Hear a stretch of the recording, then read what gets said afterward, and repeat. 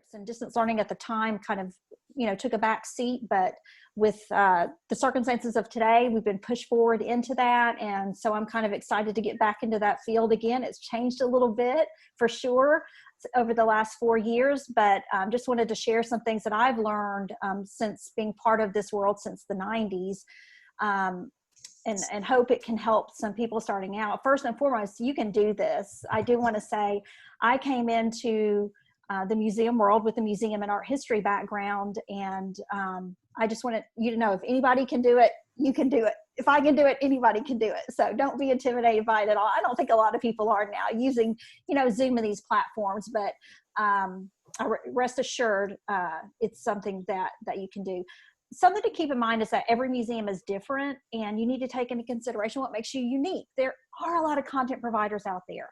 There are content providers that have been doing this since the 90s that are, you know, incredible. And there are some that have free content like the Smithsonian and the national parks, but not every model is the same at every museum. You know, we're all different. So it's just taking that into consideration, but really highlighting what makes your museum or your collection special can make you stand out against some of these bigger museums and the free content.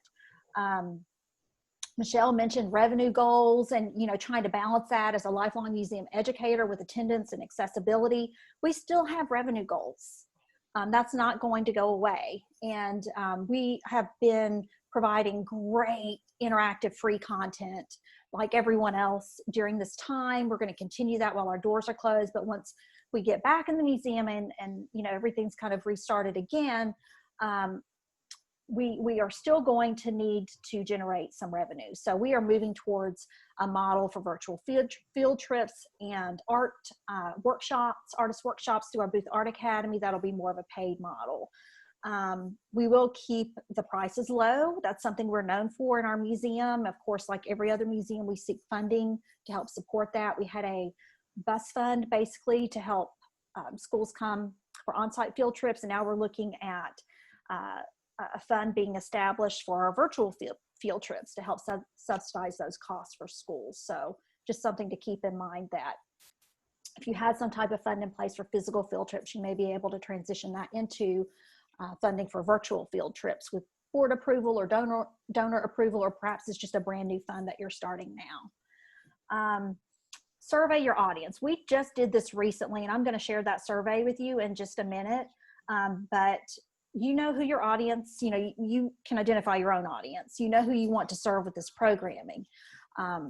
Make sure that you send a survey out if they come to your programs, and if they're repeated schools that have you know, come year after year, you're probably going to get a good response. I'm pretty pleased with the responses so far. We just sent it out on Friday. We have about 50 responses, I think, which is pretty good. And it's helped us really kind of firm up an idea of what we really want to charge for our program, which I still have to speak to our executive director about, so it's not finalized yet.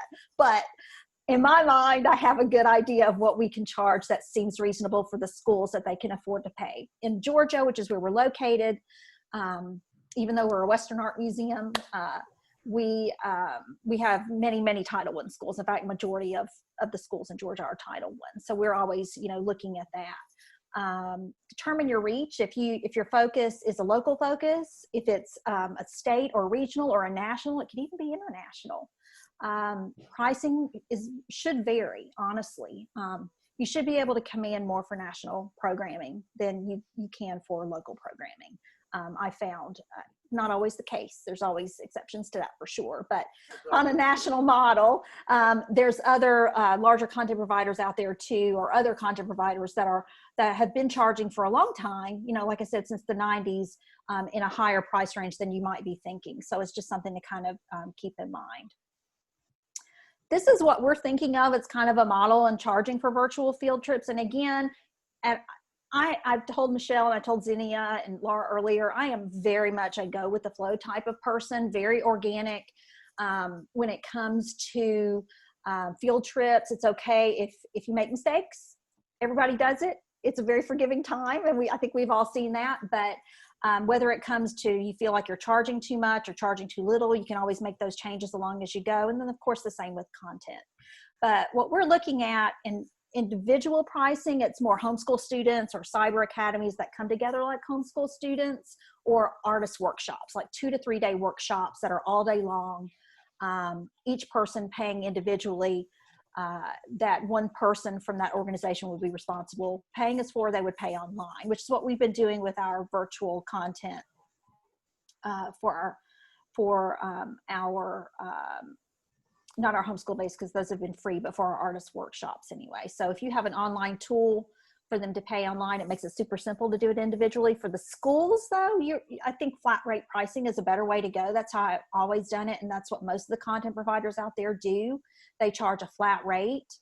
And according to our survey, it looked like about $3 to $4 was the average price that our teachers in Georgia specifically said that they thought was a fair price for programming, which is about half of our physical field trip cost. So that's about right. I think about 50% seems to be an average that I'm hearing from quite a few people as well. So whether you're doing school groups or you're doing lifelong learning groups, flat rate pricing is what we've decided to do. So again, this model may not work for you. I'm just sharing with you what we're thinking of at our organization.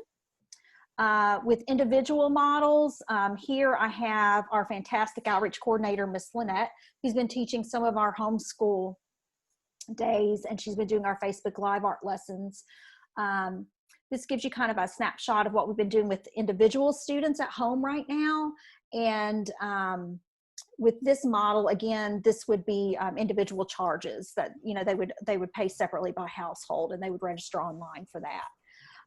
But for our point-to-point classroom model, this is the one I'm most familiar with. This is what I utilized at the Center for Puppetry Arts when I was there. And we served about 17,000 students a year with this program. And the prices ranged anywhere from $145 to $225 a field trip. But again, that was working in a broad national market, and that was in 49 states and actually about 6 different countries. So again, that might not be a scalable model right now. That was years and years and years of build up in programming. But that, when I left the center 4 years ago, that's what we were charging. We were commanding, and we were serving that amount. I know it's changed. I know that price points have dropped somewhat for programs, and numbers have dropped because it is really a saturated market. There are a lot of people out there providing programs, and like I mentioned, free programs on top of it. But this type of model where we have a green screen behind us, this is actually our historian standing in front of the wall so I could get an image of it, where we would have images behind us, just like you do with Zoom with the green screen, and then delivering that to a full classroom, no more than 30 students at a time, to make sure we have that interactive element that's so critical. And so again, with that one, it would be a flat rate charge. So right now, based on teacher feedback, we're looking at, you know, if we did $3 a child, an average classroom of 30, it might be $90 a classroom. We might be able to subsidize that with our virtual field trip fund for those schools that can afford that. So we have that as an option. And again, we're still trying to finalize all of this right now. Just a quick share, because we talked about this a little earlier today, as far as platforms go. Zoom, I've been using Zoom since they released it in 2013, and it's still the #1 video conferencing software for content providers across the country, but a lot of schools are starting to ban it, or they were concerned about some of the security, privacy issues and the encryption. Zoom fixed most all of that, but if schools will not allow you to use it, our local school system will not allow teachers to use Zoom. Other platforms you may want to consider: Google Meet. It's free now. They've upgraded a lot of the components to it. I've played around with it. It's great. It's actually a really stable connection. You can use different cameras with all of these platforms, and you can also use green screen with all of these platforms, but you may need a special some software, inexpensive software, to make that work in Google Meet and Microsoft Teams. Microsoft Teams is more of a closed platform, but a lot of schools use it. I'm not as crazy about it personally. I think it can get a little cumbersome, but we are going to offer it because there are a lot of school districts. That's the only way that they're going to be able to connect. So we're looking at offering at least 3 different platforms, but keeping it at 3, because then it gets a little too overwhelming to try and and balance all of that and learning all of these platforms. But, you know, building all of that into your budget, it's budget time for us. So we've added, you know, the subscription cost for Zoom. Google Meet is free. Microsoft Teams has a subscription cost as well. So just think about the things you need to add in to your budget whenever you're planning your rooms, as well. The other equipment, of course, the hardware that you're going to need with your computers and webcams or other cameras and things of that nature. So charging for the programs helps to cover some of that cost, but again, most of it's going to be subsidized through grants, but we're still generating some type of income by charging. So I'm going to stop my share here and let me check on my time. Oh, it's already 3:18.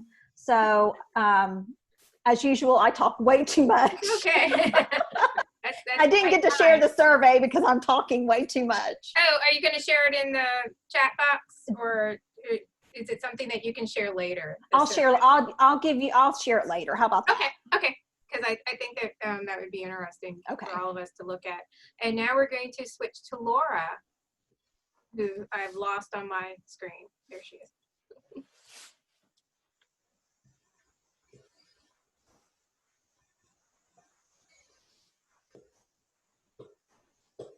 Okay, here I am. I'm going to share my screen. 1 second.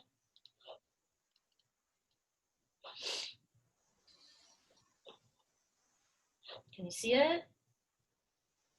Yes. Okay, great. Hi, everyone. First, thanks for inviting me in this afternoon. I think it's an interesting contrast that Patty has so much experience with online programs, and we really are starting to figure it out. So my name is Laura Flusche. I'm the executive director of MODA, the Museum of Design Atlanta. And I have been at MODA for about 10 years, most of them happening in the past 2 months. But in any case, I'm going to walk you a little bit through our journey and talk then about how we have gone from offering mostly free programs to starting to charge for them. So the first thing, if you don't know MODA, we are not particularly large. We have about 4,000 square feet of exhibition space. We're in Midtown Atlanta, and we, when we are open, get about 20,000 visitors a year. We define design as a creative process that inspires change, that transforms lives, and that makes the world a better place. And what that means for us is that we pursue 3 research questions through our work in exhibitions and education. One is, what if a museum looked forward instead of backward? So we think a lot about the fact that designers are uniquely qualified. They are some of the people we charge with helping us navigate our way into the future. And so our work at MODA stands with them, thinking about what's happening in design now and how it will shape the world. We also ask, what if a museum prioritized active inquiry over passive observation? So traditionally trying to get people involved when they're in our museums. That's something that we'll be working on as we reopen. How does that happen? And then we also ask, what if a museum took a stand instead of trying to be neutral? So understanding that the issues we need designers to solve for us now are big ones, and they are rarely universally accepted as issues. We don't ourselves tell people what to think, but we certainly acknowledge that those issues exist. All of that shapes what we do in terms of our programs and our education, and continues to shape it, even though, like all of you, we figured out on March 13th that it was time to close the doors and to figure out another way to operate. That was daunting for me. We were largely a bricks and mortar institution, and we sat down and had a staff meeting, those of us that happened to be in the office that morning. And my staff had just so many great ideas about what they wanted to do. And we made lists and off we went, and people took on projects. But the first thing that we really emphasized was taking our kids' education programs online. So we have had for a very long time a strong education program for young designers that teaches them to think like designers using the principles of design thinking in combination with STEM or STEAM skills. And so our education team felt we were really ready to just take those online. And within a week of closing, after March 13th, we were offering free classes online for kids, and we were getting huge response. Parents were thrilled. Schools were reaching out, and a foundation reached out to us and said, if we give you some funding, can you scale this up? And so we've been working on scaling that up ever since, and that's been exciting. The kinds of things we tend to teach have, again, to do with the combination of design and STEM or STEAM tools. So Lego robotics, using Minecraft as a CAD tool and a design tool. Lots to do with skateboarding, believe it or not. Architecture, lots to do with animation and digital storytelling and designing for 3D printing, using CAD tools. Lots to do with coding, using Scratch and other tools. VR, AR, so things that, maybe we have a little advantage here, are kind of ready to go online. That helped us. And that's what we did. We kicked off a spring full of online classes. They lasted anywhere from 2 to 3 hours. They happened every single day. We quickly learned afternoons were best, and kids were kind of done with school at 2, and their parents were concerned about how to keep them busy. So we started slotting our classes in then, and then we started transitioning some of those classes, so maybe they met 2 or 3 days if they were taking on bigger topics, things like that. And so March, April, May was dedicated essentially to free programming. We did that and thought of it as a learning experience. Like, how can we get better? How can we make a lot of the mistakes right now? And among the things that we learned are these. I think of this as the golden rule, that all education, but this kind of education in particular, requires an equation of equality, that we will do something, that the people enrolled will do something, but that what comes out at the end is something, that there is output, that together we're making something happen, some form of learning, the creation of an object, the creation of an idea, something like that. And I guess the opposite of that is what I think of as broadcasting, which is what I feel like I'm doing right now, just kind of talking at people and hoping they're following and appreciating what's going on. So for us, this has really governed the way we've built all this programming. We've learned that live instruction is everything. You probably know that already, but we have learned that having our educators in front of cameras, talking and interacting, that's everything. That quality is everything. That we can make mistakes in the way we deliver, but that we need to work really hard on what we're delivering. And then, of course, that teaching online is very different than teaching in person, but as Patty said, you can do it. It takes a lot of practice, though. Here's a kind of quick instruction manual for at least the way we've been operating. We try to create very realistic goals for classes. It's harder to get through material online sometimes, so sometimes our goals are not as big as they might be if we were interacting in person. We try to remember that the whole experience is as important as the content. People want to be seen and heard, not just listen to us. So understanding that we're gonna have to, and that it's complicated and time consuming to read chat boxes and get people to unmute, to ask questions and things like that. But that's almost as important as the content we deliver is letting people have a voice. That things take longer. Building time for interaction into the plan. And another thing we've learned so much about is over-describing in event listings, because everybody's learning to do this together, and everybody, particularly the parents and the teachers, have 10,000 questions. So answering as many as you can up front, so that a child or a classroom comes online and they do actually have the equipment they're gonna need, things like that, or parents know how to get their kids into the class.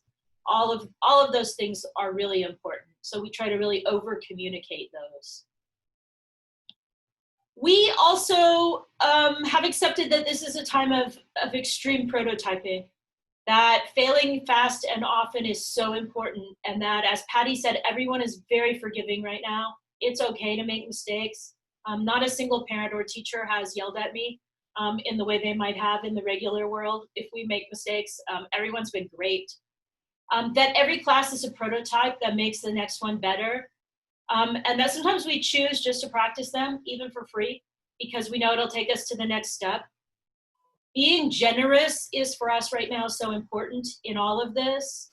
People sign their kids up for classes and they don't have the right equipment, and we're giving them refunds even though our refund policy says no. Or we're helping teachers who are calling and saying, I need to do this. You know how to do it. Can you help us? So putting in that time just to be generous. And thinking of this as opportunity, knowing that this will live on beyond whatever COVID-19 brings us, has been really important too. Those are the lessons that we learned over the spring. We're still learning them, of course, every single day. And those really empowered us and made us feel confident to start charging for our summer design camps this year. So I know that summer camps are opening in some places. We have decided that we don't feel comfortable guaranteeing the health of kids and our staff in a kind of camp environment, and that B, it's just too unpredictable for us to be planning in-person camps. So we took the entire summer of camps online. There's a lot of adaptation there. I'll give you a sense of, this isn't even all of them. We have about 30 up. There's a lot of adaptation that had to happen. So for one thing, we slashed prices here. So our camps usually cost for a full day, a week-long full day, $495, and now they're $250. And in order to ease the way for families that had registered pre-COVID, we reached out and offered them a free camp because of the price change, and that was enormously well received. Parents really loved that idea. We are providing kits at an extra charge for those camps that need them, and we'll be shipping those out by mail and delivery services. So that's an extra piece of work for less money. And as a way to make up for some of that loss in revenue, we've actually added camps to our list. So there are a lot of really great educators out there who are looking for work this summer because other things fell through. So we've been able to add more to our lineup. Other things that we're thinking about as we're thinking about cost and as we're thinking about putting this back into our revenue stream. There are a lot of families who are in financial trouble. Of course, there were many before, and there are even more now. And so we are actively raising money for scholarships.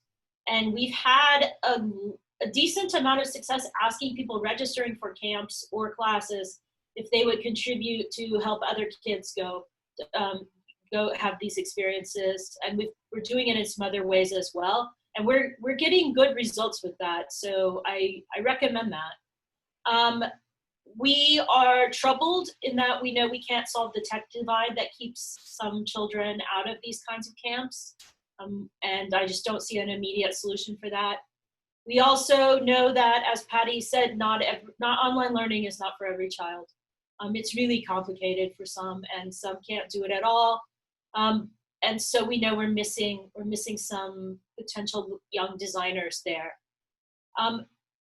Interestingly, we are finding that our audience is becoming much more national and even international for our camps.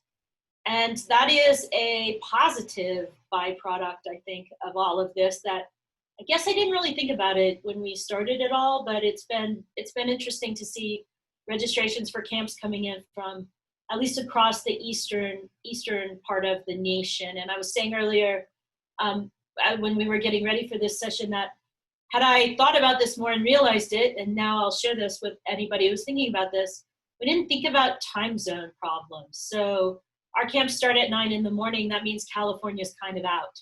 But a lot of people in California have told me they wish they weren't So I would probably plan them differently if I were planning them again, but that's just where we are for 2020, so we're okay with that. What's this doing in terms of revenue? We are earning significant revenue from these camps, and I know from talking to parents that it's coming from both families who aren't comfortable putting their kids in real life camps, and families who just simply think the content is awesome and they want their kid to be in this camp, whether they're going to other in real life camps or not. So I'm really trying to think of this as an option for families. You know, it doesn't have to be simply that this kind of camp is offered because we can't get together due to a pandemic, but that these things can remain standing options. And if the content is good and the experience is good, families will still choose this sometimes. So I feel confident about this revenue stream right now. Of course, everything changes, but we had about $100,000 hole to fill for camps, and in a matter of a few weeks, we're about a third of the way there. So we are happy about that, and I'm happy to answer any questions if I can.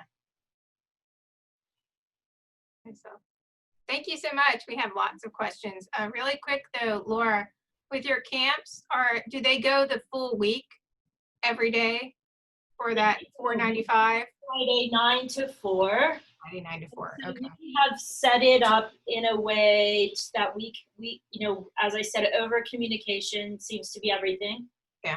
So we have let parents know that we'll have our camp director will be available for all 8 of those 7 of those hours.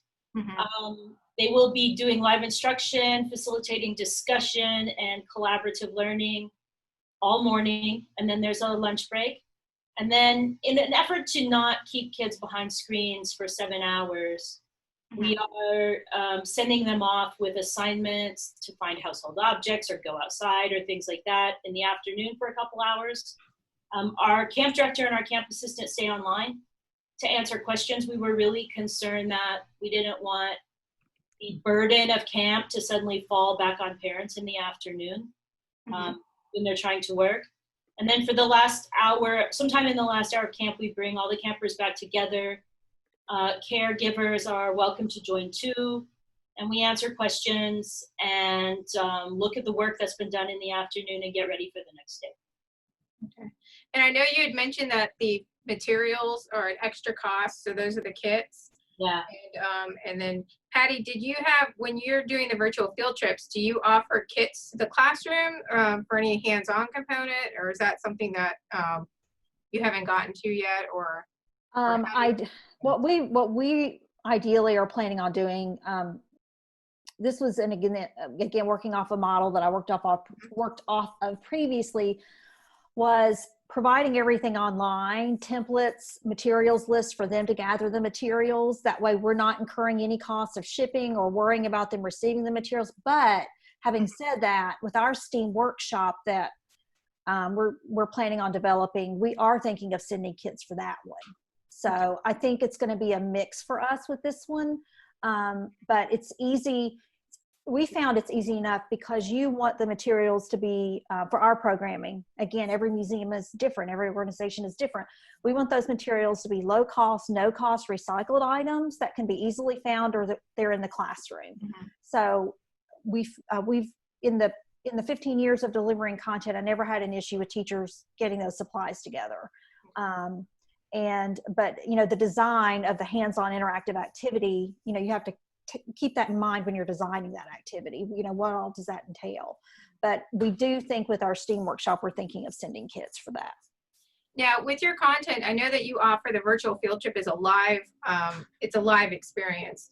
Do you have any pre-recorded sort of that people can access on the website, and do you charge for access to a pre-recorded experience? I am a big one in favor of live content, synchronous activity, and that's something that I've always kind of felt strongly about. Mm-hmm.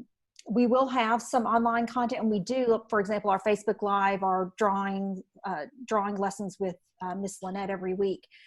You know, we do those on Facebook Live, but then we post them on our website. And then we also are going to have other digital resources to complement our synchronous activities through our virtual field trips. But most of our content, I think we're going to deliver live with just, you know, digital resources to support those.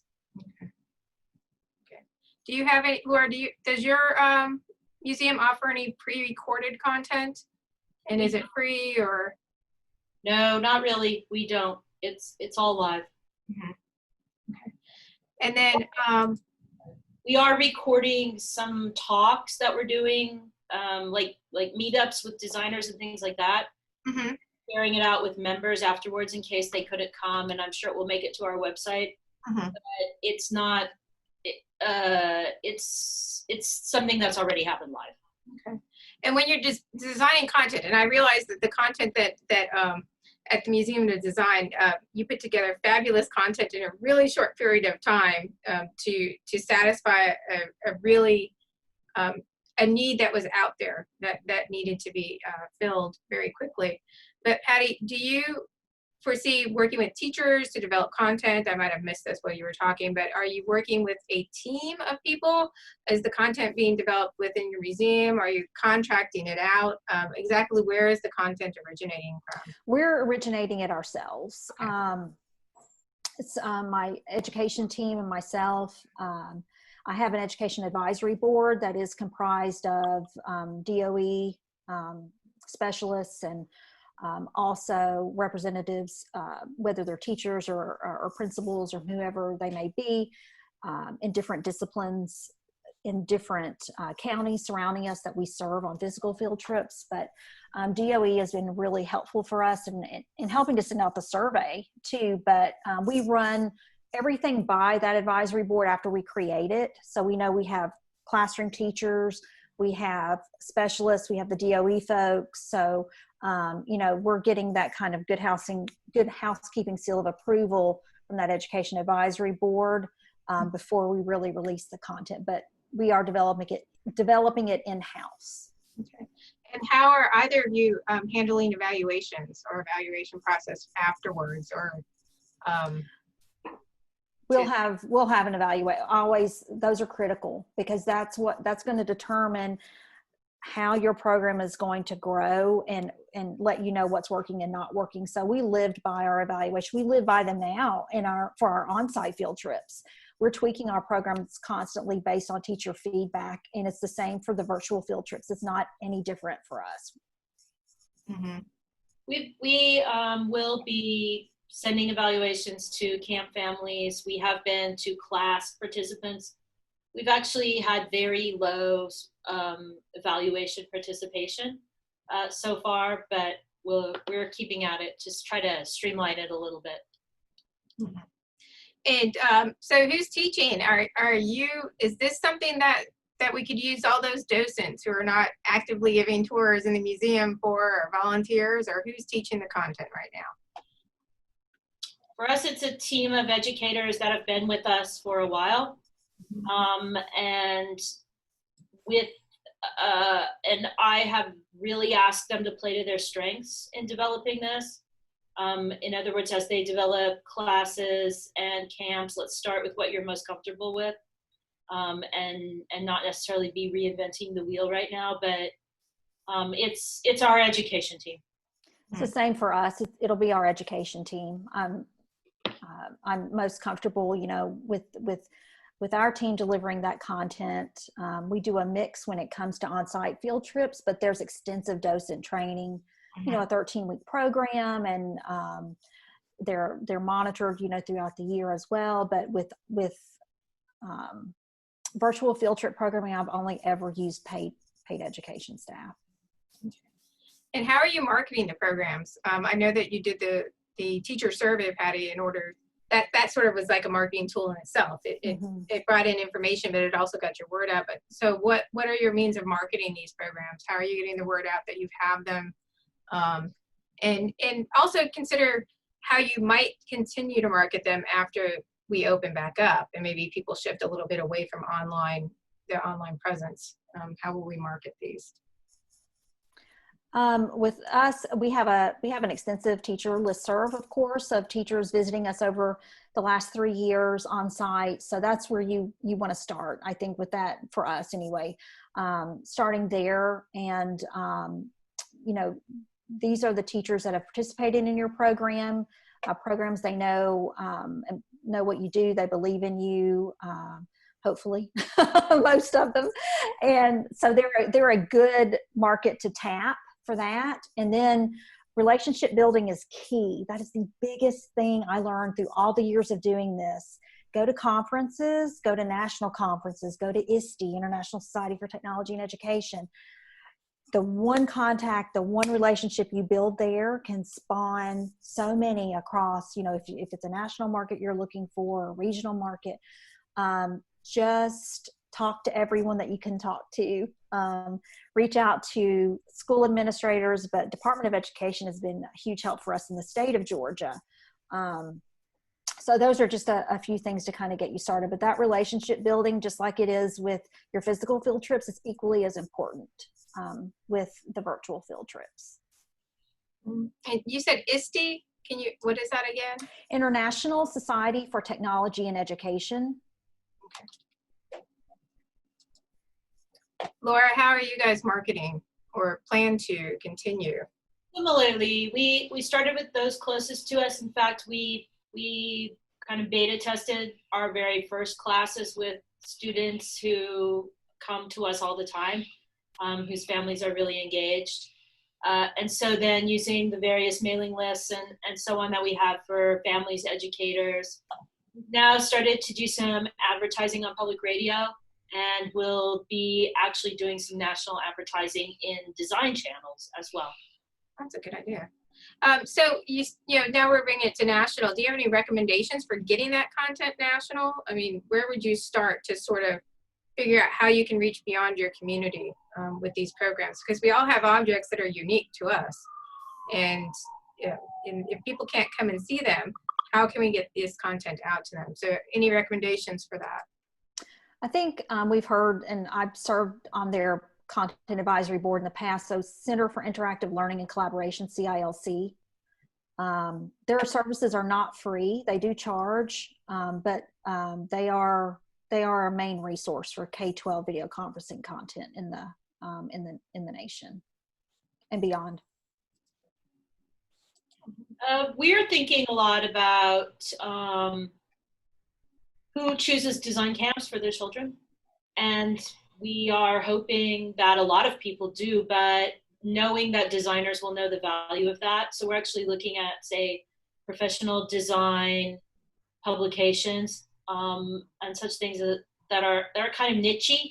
So thinking about what it is that's unique about what you do, and then figuring out how that aligns with an organization or a publication that is national, so that there's an immediate understanding of your program when someone sees it. And do you guys have any kind of waiver for liability for participants on the virtual end? A lot of people don't think about that, that there might be some sort of liability, but do you have any kind of waiver for the people that are taking the online content or the online coursework that you require? We've been adapting that for our camps, and I have a legal, we're building the plane as we're flying it. I have someone looking at it right now, even though we've started camp. But we've kind of gleaned it from looking at lots of other organizations have. And it has a lot to do not just with waiving liability, but it also has to do with how we're using people's information and all those kinds of standard disclaimers and understandings. We do not have a waiver in place yet. In fact, based on where I worked previously, we never used a waiver for it. It was, closed classroom. We didn't allow recordings. We didn't record them. those sorts of things because of privacy issues. But it is a different world now, so that is something that we are going to need to discuss about, you know, perhaps needing a waiver. It's going to be I think it's difficult to get a waiver from each individual child if you're serving a class of 30 kids. And if you don't get all 30 kids signing that form, then, you know, but my experience is when they come, you know, to school in the fall, they usually sign a waiver. And for virtual field trips over the years of doing it, that question never came up, and it was never an issue with any of the schools in all of the 49 states that we worked in. But like I said, it's different now. So I think it's a good question to ask, and it is something that we're going to need to ask ourselves if we do need that now, and how it's going to change things, you know, if you can't get all of those waivers signed from 30 kids in a classroom. Yeah, there's a lot of legal issues with children's online privacy. Nonprofits are technically not, they don't fall under that, but still it's really good to protect yourselves. And also those of you that are considering sending out kits, because I just listened to a webinar a couple weeks ago that was hosted by a group of lawyers, and they're the ones that love waivers. But when you're sending out kits, keep in mind that the child or the person that the kit is going to isn't necessarily the only one to have access to it. So you want to make sure that you make that clear to parents that these are appropriate for age this and, you know, up. And that was one of the things that they brought up with the kits that might become problematic, is if you're mailing out something with a sharp pair of scissors and there's a 2-year-old in the house that grabs a hold of them, you know, are you guys now responsible for that, for anything that happens with that? Or the people presenting content, you know, virtually trying to, you know, getting in contact with kids and so on. But there's other resources, and I'll put them in the chat as they keep continue to answer questions that you guys can look up about waivers and legal issues. How long are the virtual field trips? Are they an hour, the field trip platforms? I don't think I asked that. Yeah, and I was just typing in, I put 450 minutes, and that is not right.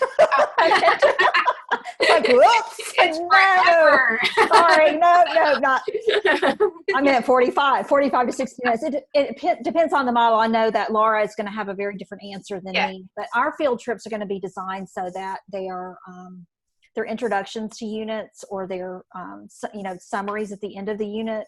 So it's a one-time field trip, and that'll change over time. There'll be more programs in development that may have longer lasting experiences, but that's the model we're looking at. So we're looking at anywhere between 45 to 60 minutes in length. And that was kind of the sweet spot over the years of doing that. The most content providers felt the teachers were comfortable with in the classroom. Also, you have to think about bell schedules and things like that in the school system. Mm-hmm. And so sometimes they might say, well, I'm in class from 10:51 a.m. until, you know, 10:32. So, you know, just being flexible with when you can start and stop those programs. But generally with younger children, second grade and below, I never went past 45, 50 minutes the most. And you have to be really engaging to keep them at that long. And then 60 minutes I would go with third up through middle and high schoolers. And with lifelong learners, of course, we still kept it at an hour for lifelong learners, our senior groups. Okay. And in terms of pushback, I realize that these are in your case, they're very new, but have you had any pushback going from free content to charging, or how do you make that shift? Do you have any recommendations for somebody who maybe has a lot of free content right now, but knows that eventually they're going to have to start charging for the programming? Do you have any recommendations for them of how they make that shift and how they can sort of take care of problems before they arise? Yeah, we're navigating that right now, of course. So one of the things that we're going to do, and it's not just about solving problems for us, but it's also about trying to serve as many people as we can, is we're going to keep offering, there aren't many up on our website right now because we're in the transition, but we're going to keep offering free classes for kids in the summer too. So we're bringing on some adjunct educators who are going to help us keep doing that. They won't be as intensive as our camps, but certainly we want to be able to offer both experiences for families, particularly in this time. And we'll continue to offer free content as well, but our paid content, it's going to be a little bit easier shift for us because it's going to be different. It's not the same content. So I think that makes it easier for us because we haven't started offering the virtual field trips yet for the classrooms, which is going to be the crux of our audience that we're focusing on. So I think we can say, well, here's our free content, on Facebook Live or stream content or 3D tours that are on our website or whatever, with family guides that go along with it. We have all of that, available now. And then shifting into this, well, now we're going to do synchronous, virtual field trips with lots of interactivity and hands-on elements that it's going to keep them engaged, keep your students engaged the entire time. So kind of marketing that in a sense of high interactivity, engagement, hands-on, and different content is kind of what I'm relying on. And so what about a dedicated tech person? I know, Laura, you're smiling because I'm in the same boat. I'm in a college and I don't even have a dedicated tech person I can call up to help me make online content. I'd have to fill out 8 forms to get one. But Patty, in your case, because you're shifting and having such a large menu and you have this experience at the Center for Puppetry Arts, is there a dedicated tech person in your education team that just takes care of these issues that arise with online programming? Yes, I never had that person before, and it was what I always told everyone that I consulted with. Yeah. Have a dedicated tech person if you can. There were lots of other museums that had a lot more money than we did, or funding, I should say, that had these great tech setups. Moat Marine is one. They're incredible. But I will say we learned how to do all the tech ourselves. It's a lot. And it's a lot to expect your presenter to run all the tech at the same time. So that was the one thing coming in that I learned from my years of doing it, is that if I could have a tech person on site to do that, I was going to have a tech person on site to do it, because it allows that presenter to focus more on that content and that engagement and to worry less about it. So we are lucky in that we've been able to build our staff over the past 4 years, so that I will be able to I have an AV manager already, but I'm going to have a separate person, or specifically from our education team, which our AV manager is part of that as well, but our AV manager is busy doing everything else in the museum. We'll have a separate person running the tech for us during the virtual field trips. Yes. Laura, do you foresee? No. I'm lucky in a lot of ways. I have a pretty young staff, and they're essentially digital natives who feel pretty confident. And I think I'm also lucky in that they're already teaching tech often, in terms of STEM and STEAM things, and so they are pretty comfortable in that space. That said, it would be great to have a tech person, but they're doing an amazing job handling it. Yeah, it seems like it.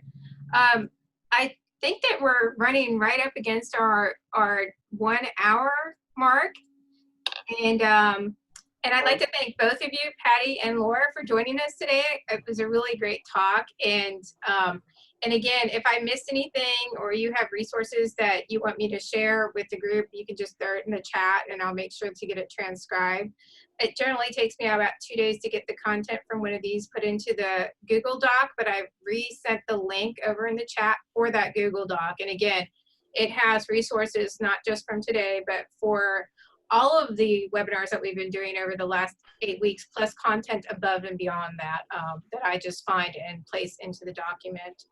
And then I'd like to thank everybody else for joining us as well and taking the time out of your day to beam into our webinar. And it's so wonderful for me to see all these different faces and these different people every week, because I'm in a building that usually has about 25 instructors, and there's two of us coming in every day.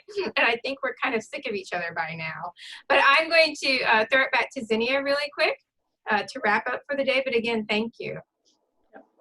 Just reiterate, thank you to both our speakers, to Michelle for pulling these together every week. I learn something new every single week, which is really great, and things that I can translate into SEMC organization as well. Also, thank you to Katie Erickson, I can see on here. She's the one that edits these videos every week and puts them up on YouTube. So if you have colleagues who missed this, tell them they can watch the recording. We usually try and get them up in a day or so on SEMC's YouTube channel.